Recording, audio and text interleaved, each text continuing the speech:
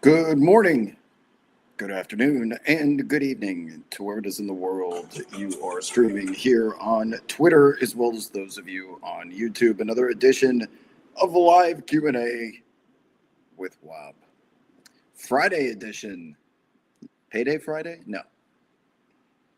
One can be hopeful, as always, but we'll see if we end up getting a chase at some point. Until then, maybe the technology will hold and we'll be able to get a show done here at some point. All right. How do you do? Just a little 15-game slate going on in the association tonight. If you have any questions, comments, concerns about the programming, feel free to ask. What's happening, Elwick? See everyone start getting into the chat. Let me load it so I can see all you guys. It's also Q&A, so as opposed to me just yapping, I mean, I can just yap if you'd like, but it's meant to be a two-way street. So if you have any questions about anything going on in the world, and it doesn't necessarily have to be about basketball, but considering that this is going to be one of the two Colossus slates of the season, Friday night and then Sunday, with all 30 teams in the association in action. Not a lot of these are going to be must-see TV, with the exception of Grizzlies versus Jazz. My God. My God. I did a disservice giving the Jazz Grizzlies a 24.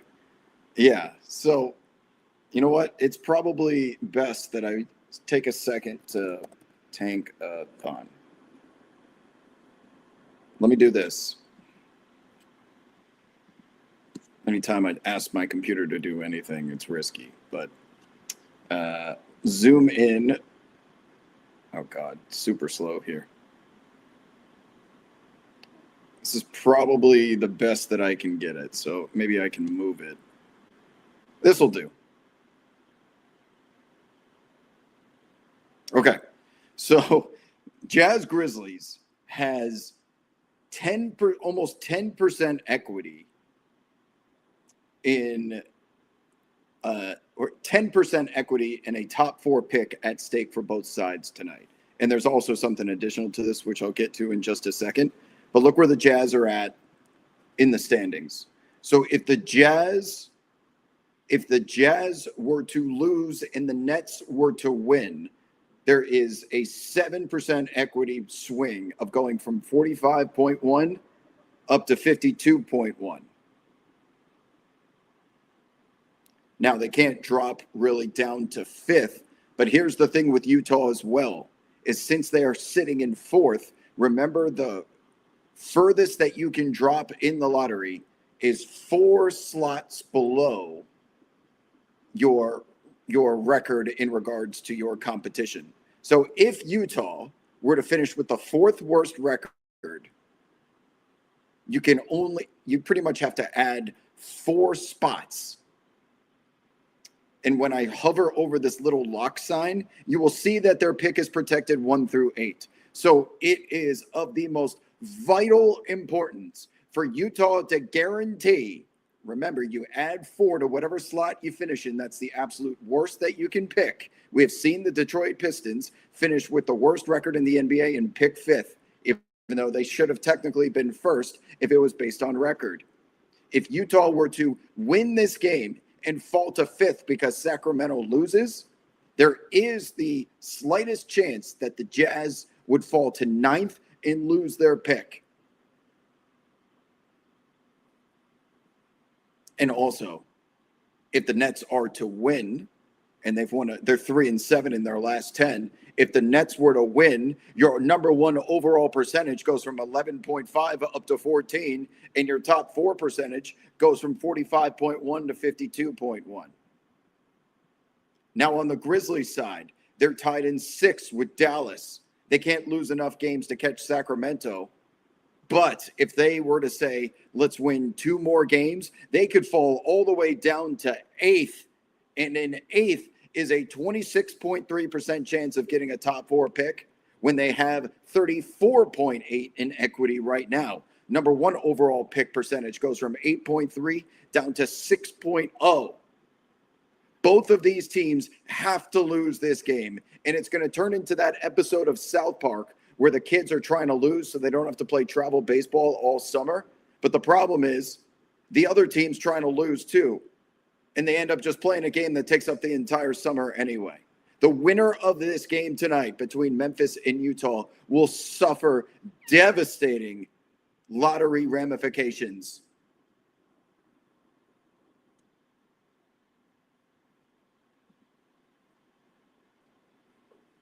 Jazz 4-point favorites, by the way.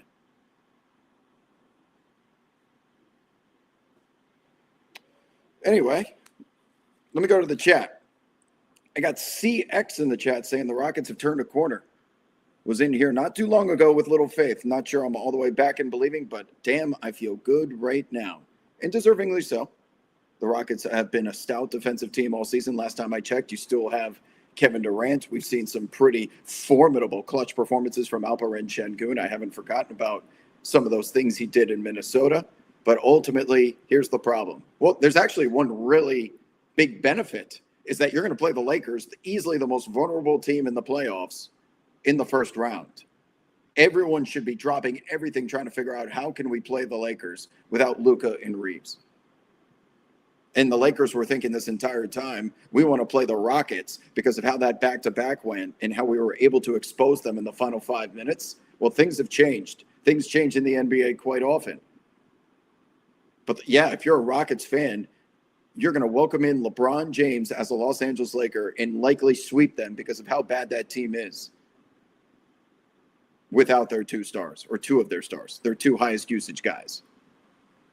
And then you're going to advance to play Oklahoma City, who you will not beat. But that was still, to this day, the game of the year ring night in which Rockets fans were thinking, damn, like we've got a guy that can go punch for punch with Shai Gilgeous-Alexander. I don't think the Rockets can score enough or have enough offense to be able to win 4 out of 7 times. But certainly they have found ways to get Kevin Durant the basketball so that it's not a live grenade with 5 seconds left on the shot clock where a dribble handoff is giving him the basketball, I don't know, 35 feet away from the rim.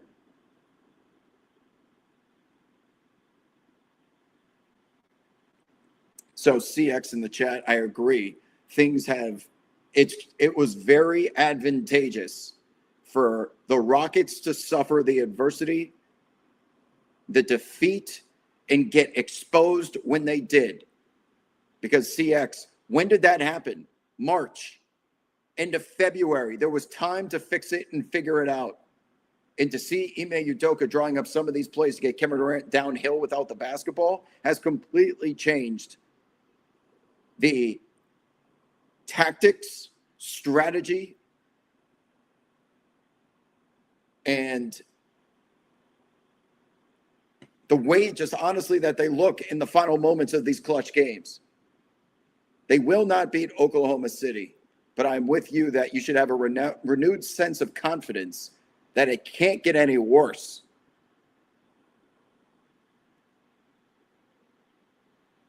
What's up, MCC? Danny's here. Helwick says the Pacers going to pay the price for ethically playing. Oh, my goodness. So, as many of you know, I need one more Brooklyn Nets win to get to their season win total over, which was, it's at 20, so I'm at a push. But for me to win the bet, I need them to win one more game.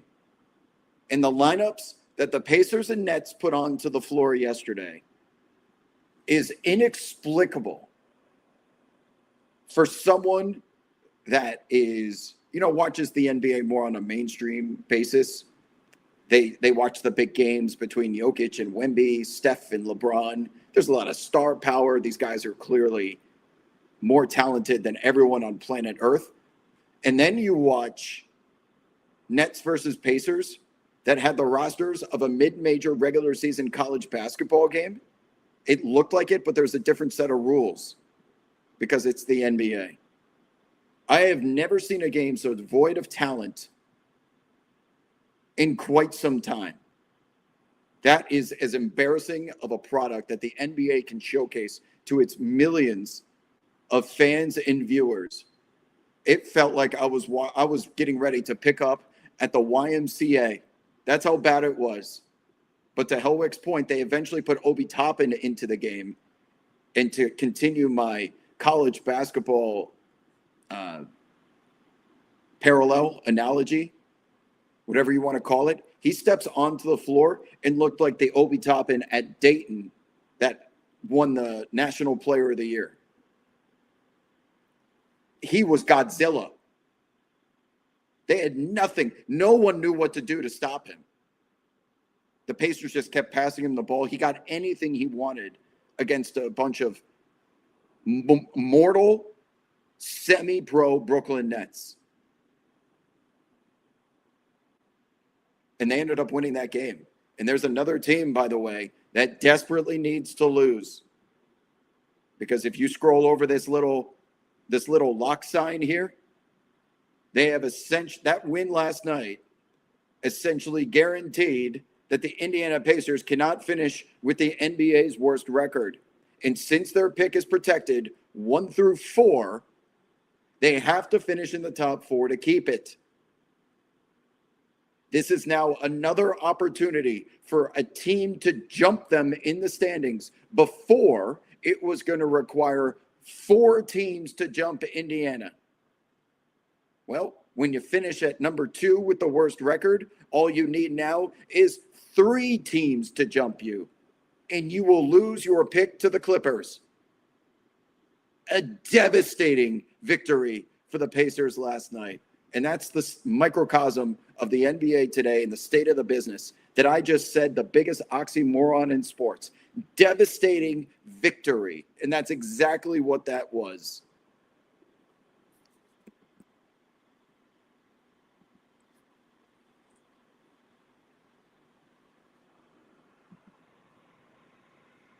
Just got a question in the chat. Why are the Pistons plus 200? Well, right here on ProfitX, yeah, plus 184. So the Pistons are locked into their seed. You may not see Cade Cunningham. I didn't even look, honestly, if he's playing tonight.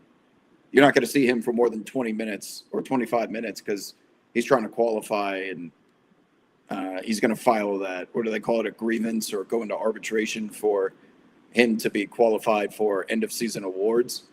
But they're probably just going to run their starters for a little bit and then take them out. Meanwhile, the Hornets have everything to play for.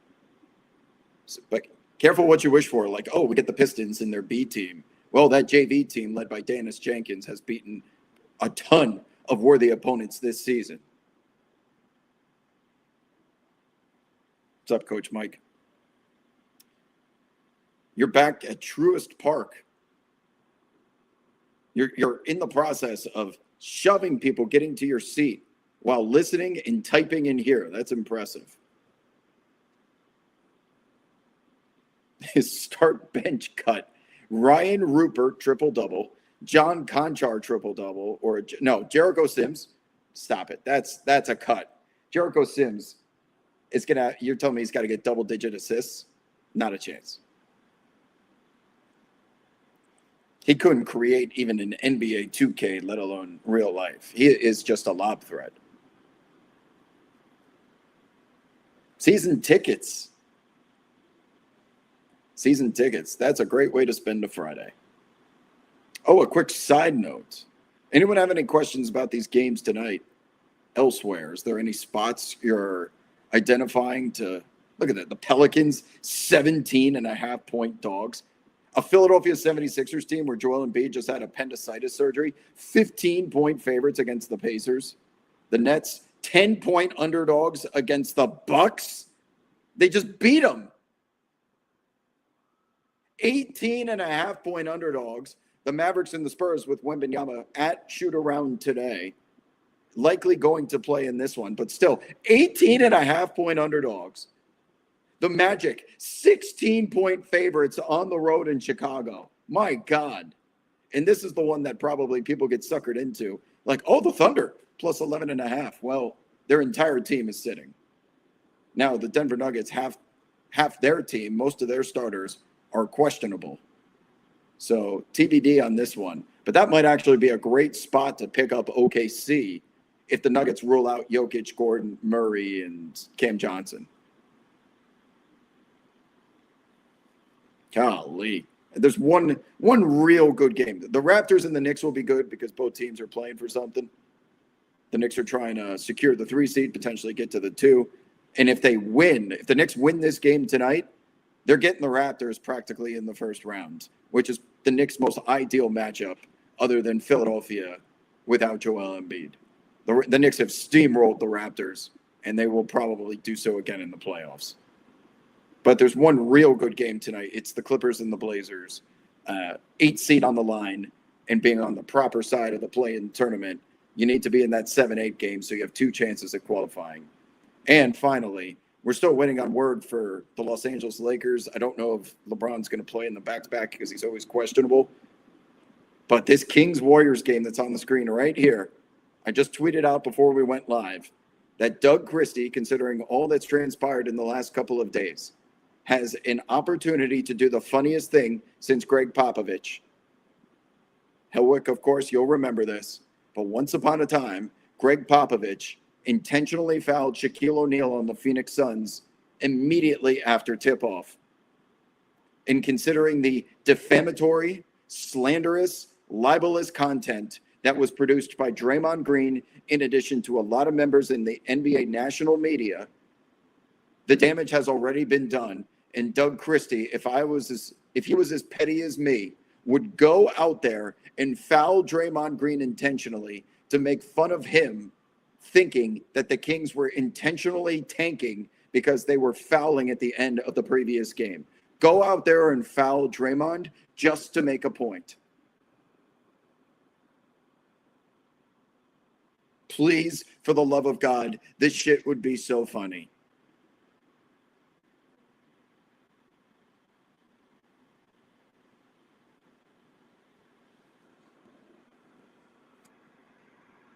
What else you guys got? Oh, yeah, I said a quick side note. A couple of impulse purchases today. I got the Ja Morant Jurassic Park shoes, even though I already have the Cobalt Bliss of the same exact. The shoe is so comfortable, and it looks so good. I'm going to call them the Jurassic Parks. Not Jurassic, but Jurassic Parks. That shoe is unbelievable. And considering how irrelevant he is now on the floor in Memphis, that his shoe continues to sell like this, you know you nailed it with the design and the comfort. Because this is the second time in my life I have bought multiple of the same shoe. Well, I'm sorry, third time. First time was Kyrie 3s, and then the Kyrie 4s. I have 2 of each because they are so cool looking and they feel so good. Some of the most controversial players in the NBA, Kyrie, Ja Morant, they always make the best shoes. Always make the best shoes. No, I would rather my impulse purchase be shoes, not technology. I will continue to use this device until it explodes. And for the most part, this stream has been pretty fluid, and my computer's not acting up yet, knock on wood. But I have figured out where I'm going to take my July vacation after Summer League is over. I am going to the Galapagos Islands off the coast of Ecuador. It's going to be a real bitch to get to. It requires multi-stops, 2 stops, because you can only get there through Ecuador. It's the only flight to the Galapagos Islands. But considering that entire archipelago is a national park with some of the most unique nature, I found a flight for only 20,000 miles to get there and a small tax. I have to do it. I just have to do it. And then I'll stop in Lima on the way back. Stop in Peru on the way back. And now I have a follow-up question for anyone. It is close to Tuvalu. Yes, MCC.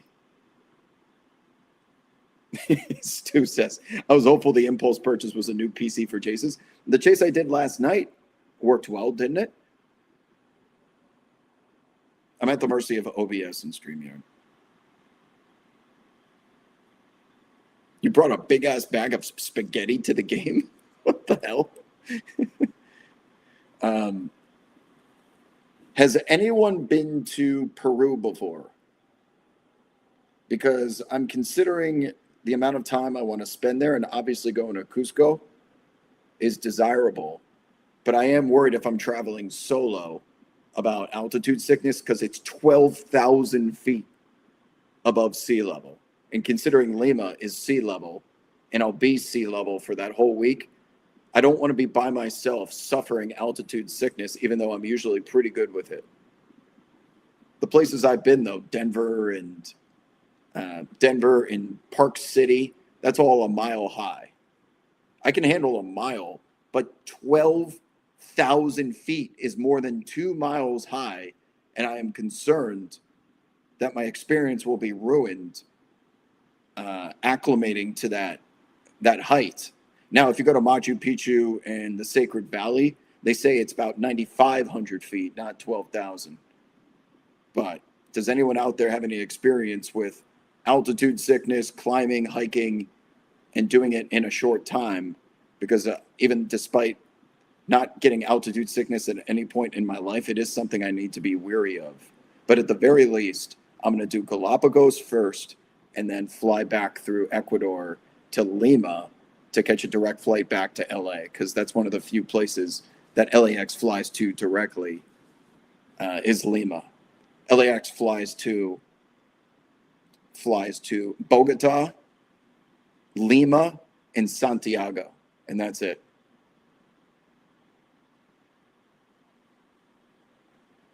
If you look at a map, it's so interesting how the far western part of South America is east of the eastern seaboard with the United States. But Colombia is on Central Time Zone. It's all so weird. But yeah, any recommendations? I got to do, how do I pronounce that? Ahuya Yaska. Ahuya Yaska. Did I say it right? Huya Yaska. That sounds somewhat right.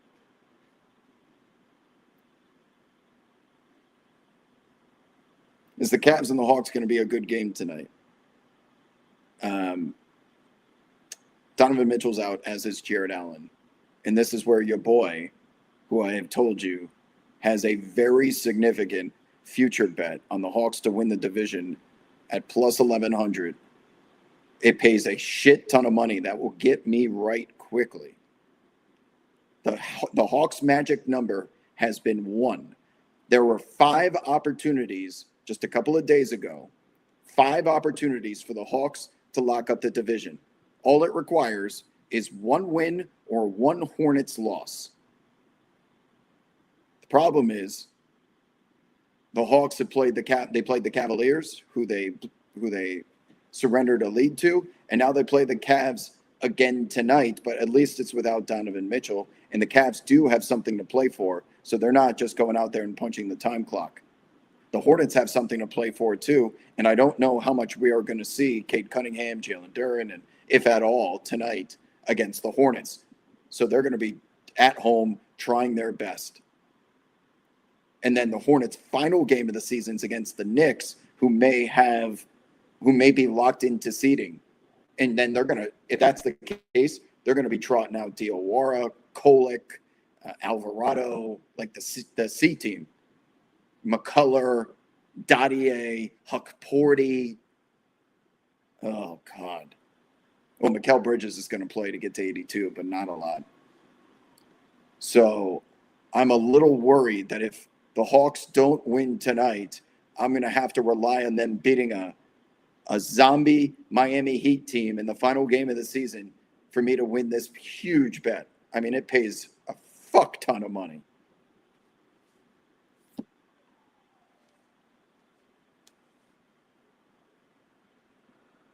Phil Cross is in the chat. What's up, Phil? If I was the Suns general manager, what would you do to try to get the team back to contention? Still build around Booker? What direction would I go? Well, they are in contention right now. They're the 7th seed. They'll be a playoff team, but they're not going to win a first-round playoff series. To get the team back into contention, you are definitely building around Booker. Booker has been through 7 head coaches. He was just on a team with Bradley Beal and Kevin Durant. Like, he's the guy. Absolutely. He's the face of the franchise, and he's worthy from a talent perspective. But surrounding him with a younger piece like Jalen Green, he's going to need some help at some point. But I love the defensive identity that the team has. They're getting overachievers from Colin Gillespie. Iguodala's been fantastic defensively for them. And they have proceeded with a team in like Mark Williams. Malawatch just recently started getting legitimate minutes. I think you ride this out with what you got. The Hawks should win tonight, Wob, says Danny. And they should win, yes. But who knows? The Cavs may punt halfway through the game. There's going to be so much to pay attention to, guys.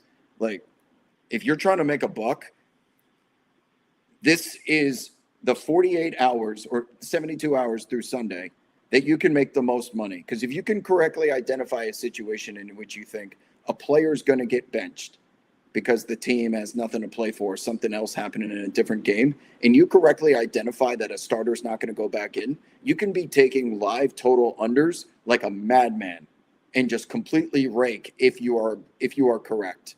Now, it's not a guarantee because shit can happen, but there are going to be times tonight where, here's a good example. If the Knicks are locked in on Sunday, Mikal Bridges is going to play because he's never missed a game in his life. But you could be taking, if it's available, you can be taking Mikal Bridges unders because he's probably going to come out of the game after he gets his 15 to 20 minutes, if not less. He doesn't need the 65 game rule, so he doesn't need to qualify for it to count as a game appeared in. There are going to be situations like that all over the league tonight.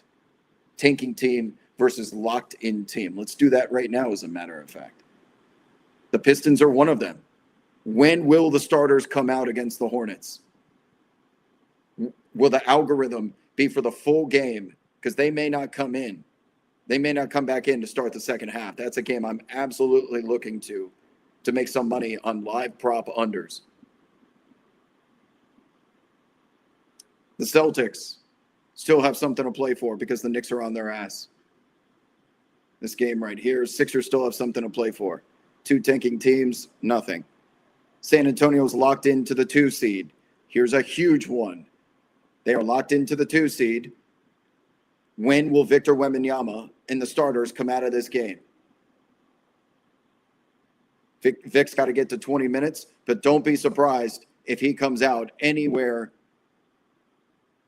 Don't be surprised if he's taken out for good immediately after getting to that 20-minute mark. You should have it loaded up and ready to go before they take it off the board. Magic and Bulls, Magic still playing for stuff. Thunder and Nuggets, everyone's getting benched. But Denver is trying to lock in that 3 seed. So I'm not so sure about this one. If they end up playing it, the starters will come out. Timberwolves and the Rockets. The Wolves walking wounded. Rockets got something to play for. The Timberwolves locked in, but I don't know who you can take advantage of here other than whatever starters they have. But like seeing Bones Highland cook, he's going to cook regardless. Grizzlies and Jazz, don't waste my time. Clippers and Blazers both treating this like a playoff game. The Warriors are locked in against the Kings. That's an interesting matchup to see how much Steph Curry plays, but there is anticipation he's going to run his normal 25 minutes to begin with. And then the Suns and the Lakers. The Suns being, I think, locked into the 7 or at least close to it. The Lakers have a ton to play for. So I'm looking to the Pistons and the Spurs specifically for 2 teams to start betting starters unders when they approach 20 minutes. But that is not saying do it blind. Just be paying attention to the circumstances of the game and what's transpiring to make a educated guess.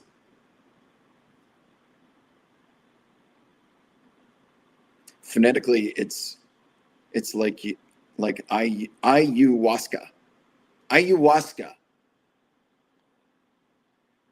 Is that a food, Danny? Ayahuasca.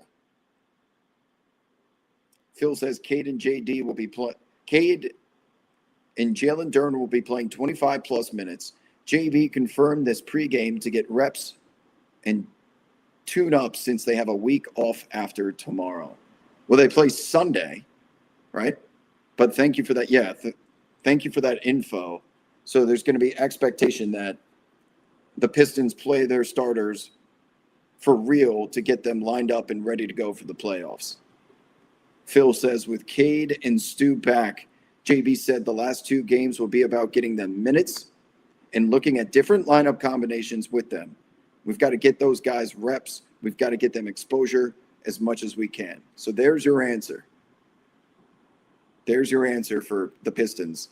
You can cross them off the list then for a team that you try and identify mid-game that is going to be pulling all their starters and send out a complete different squad to start the fourth. It sounds like JB is going to have these guys' minds right in trying tonight.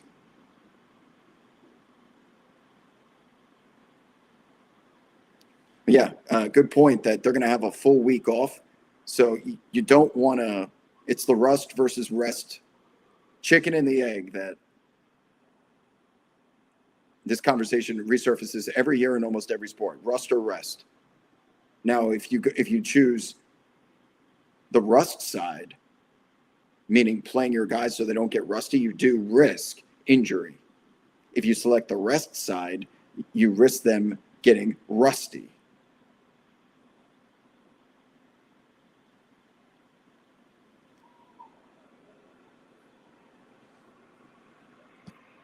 So JB has elected to proceed as if nothing is clinched. Yeah, another good point, especially with Cade and Beef Stew missing 3 to 4 weeks. You want to get those guys back and acclimated, especially up to game speed. Who knows if their wind, their stamina is up to playoff level, and they're about to take a week off. Can you imagine if they got benched tonight and Sunday, they get a week off, and then they're asked to come back, and that collapsed lung that Cade has, and we need you to be as fit as you were in, let's say, January and February? That's a lot to ask, and I don't think particularly fair.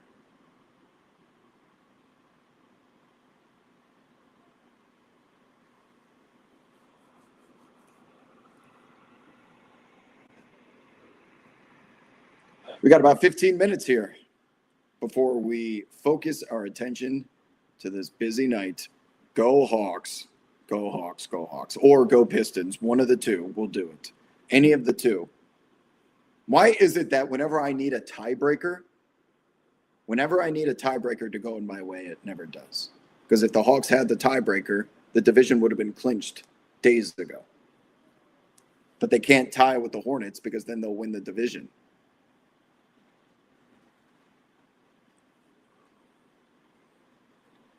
Yeah, no, I believe if the Pistons are going to treat this game for real, they can win. They're only 4.5-point dogs. Honestly, I don't know why that's a pretty big number for a team that's sending out the number one team in the Eastern Conference, the number one roster in the Eastern Conference, and is actually treating this seriously. I just wonder if they are overvaluing desperation from the Charlotte Hornets. As you see on the screen here, it's now down to 4.5.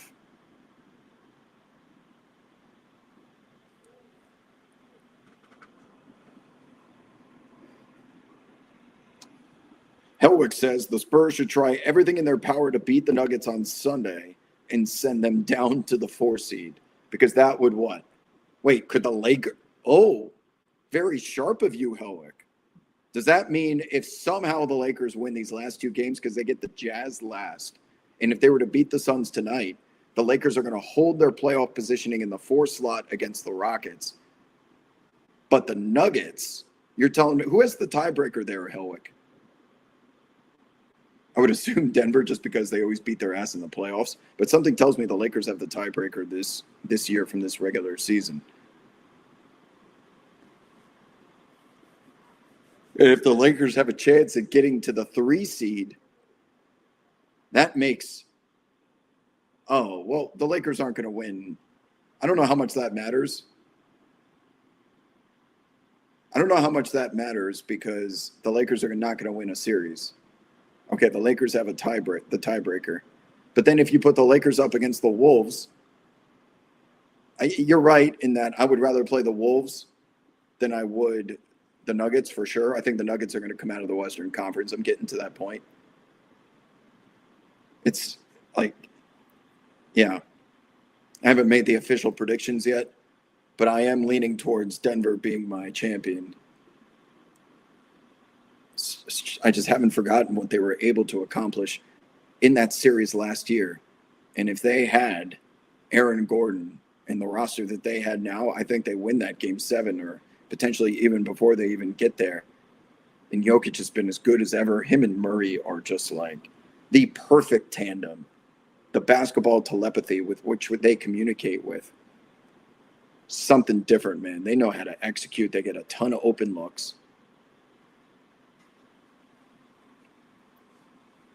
Lakers, Nuggets, Rockets is the order if they're all tied at the end of the season.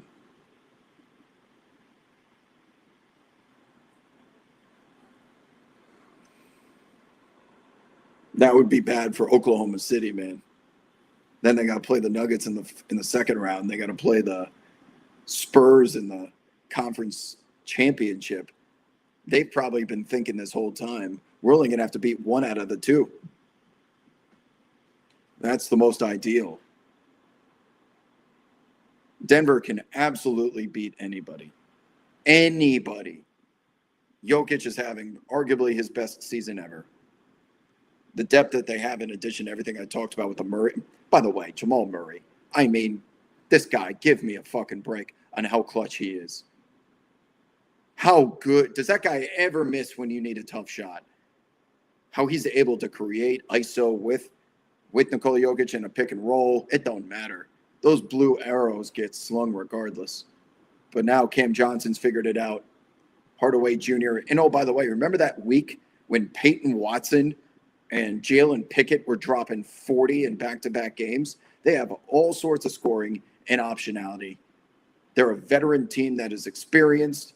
They have a coach and a front office now that is lock and step. Tell me what their flaw is. Their only flaw is that Oklahoma City is in the same conference as them. They are so good. Are they guilty of like taking their foot off the gas to start games? Yeah. But a lot of these good teams are too, with the exception of OKC.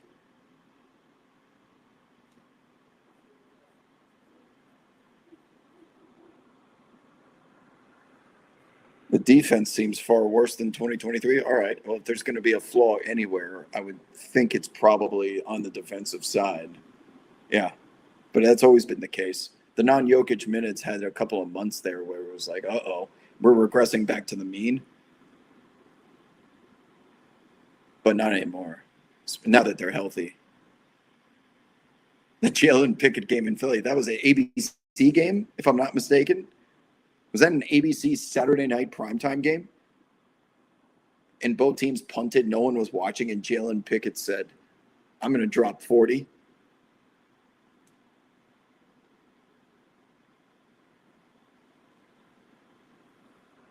Like, man, how many times this season did the NBA platform a game like Steph versus LeBron, Jokic versus Embiid, and everyone is just out and out and out? The regular season product, man, is as low. And the playoffs are going to be great. I'm not worried about the playoffs at all, and that's the true money maker. But we just spent the last 6 months watching basketball with the sporadic good game or meaningful game, a lack of storylines because free agency is dead. And there's no like return to your form. No one cares. And the stars aren't even on the court anyway.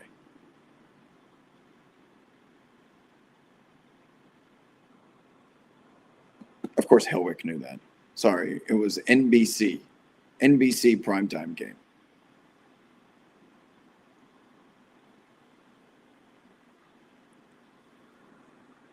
Yes, good point, Sims. Game 6 was the Julian Strother game, right? Game 6. And he did not replicate that in Game 7, but there's yet another guy that the Nuggets have that they can tap into that you would not be worried for a second if they were on the floor. But to Helwick's point, if they're going to be exposed to anywhere, it's going to be on the defensive side.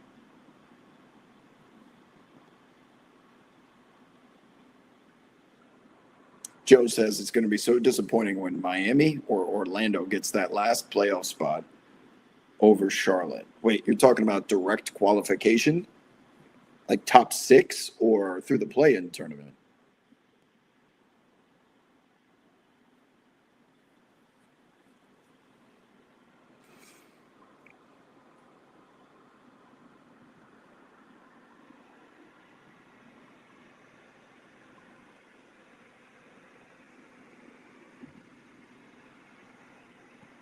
How do you sell a Magic fan on hope? And their jerseys look really good tonight. They've got the pinstripe blue ones against the traditional white home Chicago Bulls unis. Oh, just reeks of the 1995 series in a good way. Gorgeous uniforms. Anytime that those traditional franchises wear their traditional unis, oh, it's so pretty. Not that city edition bullshit. Wearing white on the road, like, oh my God. The NBA just does these things. They don't even realize it until enough people create a fuss. They don't know the harm that they have done rolling out these city edition uniforms, changing the tradition of home teams wearing white, because kids don't care. Like the 8-year-olds want something that's new. They're going to buy a jersey. They haven't been around long enough to experience the history of the game. And they see corporations of this size, all they care about usually is the number at the bottom of the chart. And as long as it's black and it's large, that's all that matters. If it's red and large, that's a problem.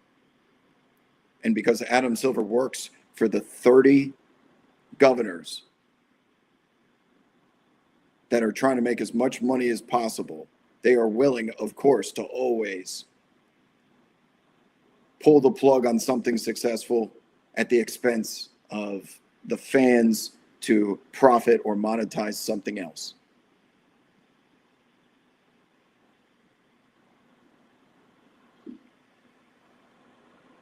So ruining tradition just to get new jerseys out there. And oh, by the way, at all these teams and in the NBA front office, there are so many directors, vice presidents of something, a CMO, a CEO, a COO, a CFO, a CTO.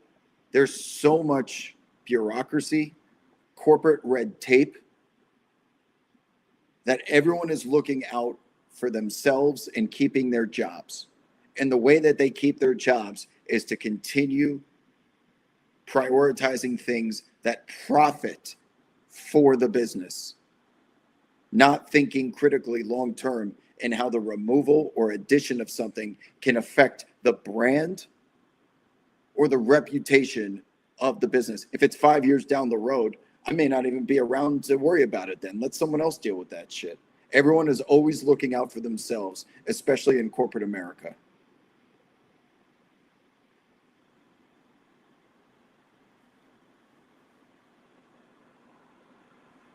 Oh, Joe says through the play-in. If the Magic make it through the Miami or Orlando through the play-in, Charlotte's going to choke. 1-game elimination, and they might be the 9th or the 10th seed. It depends, I guess, what happens tonight. But yeah, that would be the last major play-in tournament choke was done by the Hawks last year, right? Didn't they lose both play-in tournament games? I remember this because I had a bet on them to make the playoffs. And they did.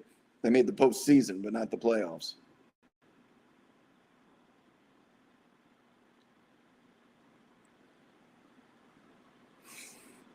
Any other questions? 2-minute warning for everyone in the chat. Now's your chance. Last chance to dance.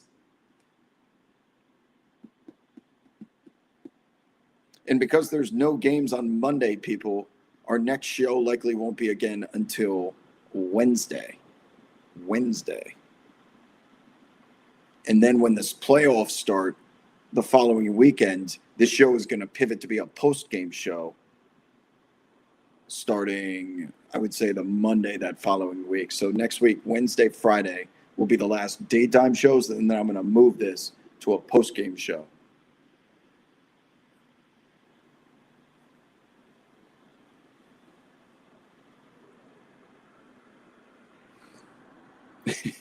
Hawks are going to graduate from the annual NBA TV series to the Amazon Prime series.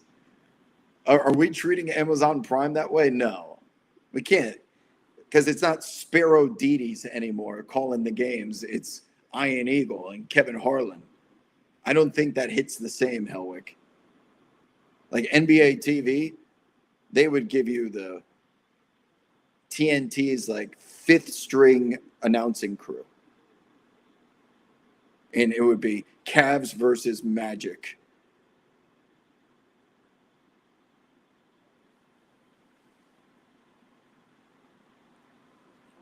The expansion, I'm talking about NBA, to Europe or within the United States.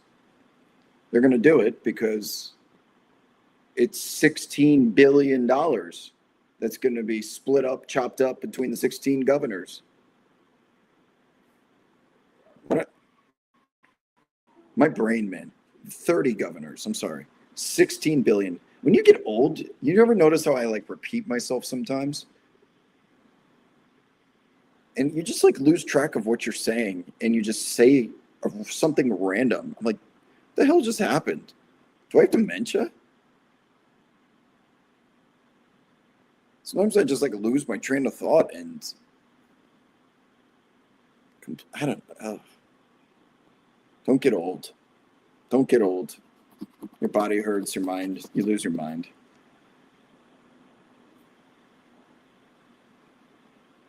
What's on ESPN Prime Peacock inside the NBA schedule? Oh my God. Please just end this already with Inside the NBA, man.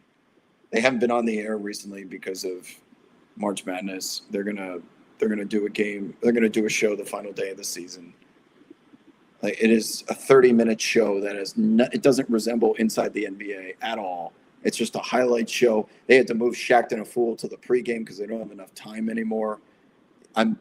Please, I can't see them go out like this. I can't do it. It was such a memorable show for 20 plus years. And this version is The Godfather 3. Speed 2, some of the worst sequels you can think of. This qualifies.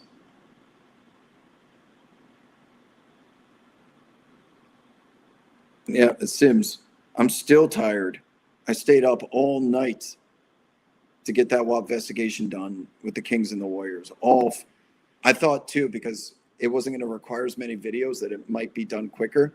It's 5.5 hours and I'm locked in. Like, I am not even getting distracted. I'm not procrastinating. I got up once to pee and get something to eat because I was getting hungry, and I just grabbed it and I sat back down. But what's required to download all the videos, cut them up, then you have to write the script, tell the story, record yourself, then piece it all together. And then I have to go in there and add the post-production graphics where I add arrows and spotlights on certain players, and I put in the subtitles. Dude, it takes so long to do these breakdowns, these WAP investigations. And I was up until practically sunrise, and I slept well last night, but even 7.5 hours, I woke up exhausted because I didn't sleep the night before.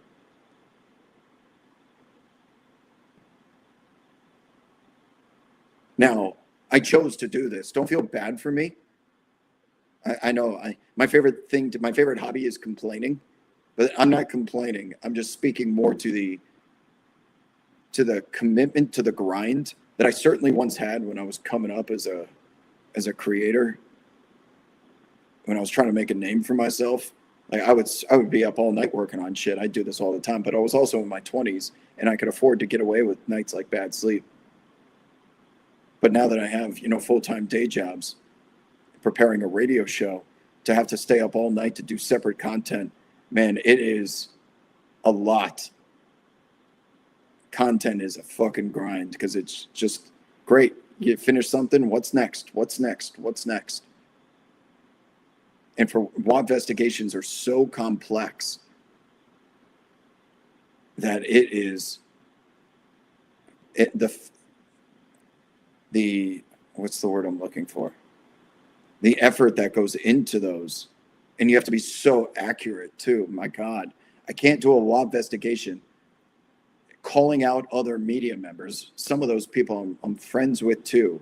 I can't call them out for their defamatory words harming the integrity of the product in the game unless I am 100% correct. Not 99% correct, 100% correct. So even after I'm finally done, I have to watch that. I watched the video like 2 or 3 times, and considering it was 10 minutes and 30 seconds long, that's another 30 minutes you add on top of it just to make sure you didn't miss anything because you're your own editor when you're a solo entrepreneur.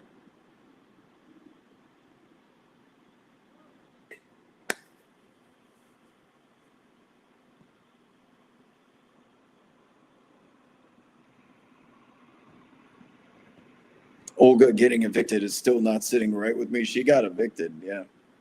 I can see the apartment right now. It's empty. The patio's empty. She moved down the street, but she's no longer here. She was so loud and disruptive that she had so many complaints on her that I think what happened, because in California, it's nearly impossible to evict anybody. Like squatters get away with so much here. But something tells me, because of all the complaints and how people won't rent apartments around her now, that the moment she missed just one payment gives the apartment complex discretion for termination of a lease with cause. If you miss a payment, now you're out of here. Nothing protects you. Doug remembers the night when Olga entered his life. I as well. Will you shut up, please? It's 10 o'clock. Will you shut up? I left the window open when I was doing my post-game show with you guys on Radio Roulette, and I was just screaming about Harden. And she probably just was so sick about hearing about this guy. Will you shut up, please? I forgot about that Chris Haynes story, the squatters, yeah. All right, people, we're 6 minutes overdue here. Once again, I will be back on Wednesday as we start gearing up for the playoffs. This will slowly start shifting into a post-game show. If you wouldn't mind hitting the like button at the bottom of the screen or the retweet button, of course, would be much appreciated. Shout out to our Profit X partners here. As always, you guys have a good weekend, and I will see you on the timeline. Let's go make a buck tonight. Go Hawks, go Pistons, and go Spurs, taking out their guys roughly around the third quarter. That'd be preferred. No championship predictions until the play-in tournament is complete. So until then,